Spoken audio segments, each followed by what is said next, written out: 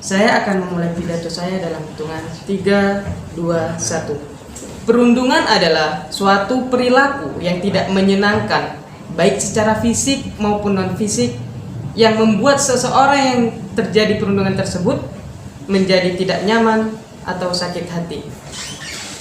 Baik, mosi kita pada hari ini adalah Dewan ini percaya bahwa sekolah seharusnya berwenang menghukum siswanya yang melakukan segala bentuk perundungan di luar sekolah.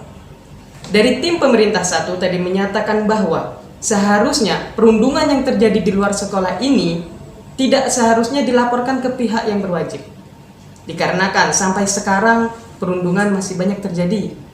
Kedua, dikarenakan kasus perundungan itu beda dengan kasus seksual dan kasus narkotika. Ketiga, perundungan masih dianggap tidak terlalu penting, terbukti dari tidak adanya media yang menyorot. Kemudian tim pemerintah tadi mengatakan alasan mekanismenya akan bekerja adalah dapat dilihat daripada turunnya kasus narkotika yang terjadi pada sekolah, yaitu pada tahun 2010 sampai tahun 2020 berkurang 30% sampai 40%. Di sini dapat kita lihat bahwasanya tim pemerintah sangat tidak konsisten dalam menjelaskan argumen-argumen atau pidatonya.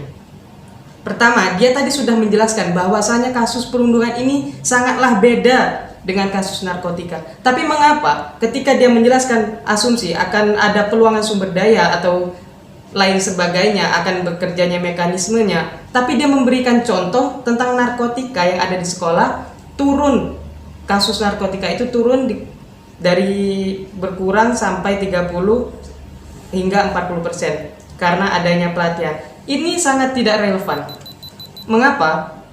Karena sangat tidak relevan antara kata-kata atau kalimat yang pertama dilontarkan oleh tim pemerintah dan penjelasan atau contoh yang menjadi alasan mekanismenya akan bekerja.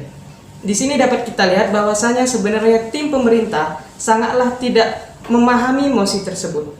1. Dikarenakan kasus perundungan ini terjadi di luar sekolah dan pemerintah sangat menyempitkan pengertian dari perundungan tersebut, hanya sebatas narkotika. Dia tidak menjelaskan contoh-contoh perundungan tersebut. Padahal kasus perundungan yang ada di luar sekolah itu sangat banyak, bahkan terjadi sampai perlakuan fisik terhadap anak-anak itu hingga mengakibatkan kematian. Banyak sekali dapat kita lihat di berita-berita di televisi saat ini. Kemudian saya akan memberikan argumen bahwasanya perundungan di luar sekolah tidak seharusnya ditangani oleh pihak sekolah dikarenakan 1. Guru ataupun sekolah mempunyai jam waktu atau batas kerja dari jam 8 sampai jam 4 sore. Bahkan untuk anak SD mungkin hanya jam 8 sampai jam 12 siang.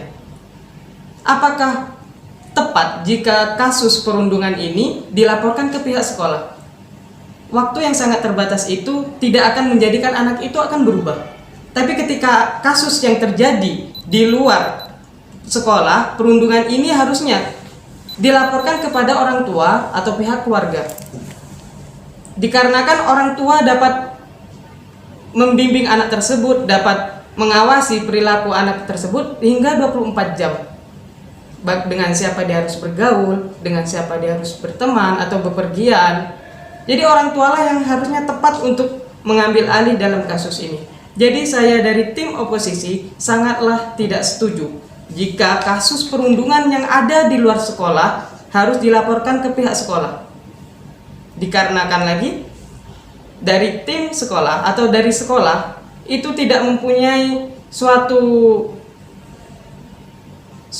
kepandaian atau suatu kewenangan untuk memberikan atau wawasan tentang bagaimana baik atau tidaknya perundungan di luar sekolah. Dia tidak mengetahui apa yang terjadi dalam perundungan itu dan dia harus mengambil wewenang tersebut. Jadi harusnya yang berhak, sekali lagi saya katakan, adalah dari orang tua maupun keluarga yang seharusnya mengambil kasus ini. Terima kasih.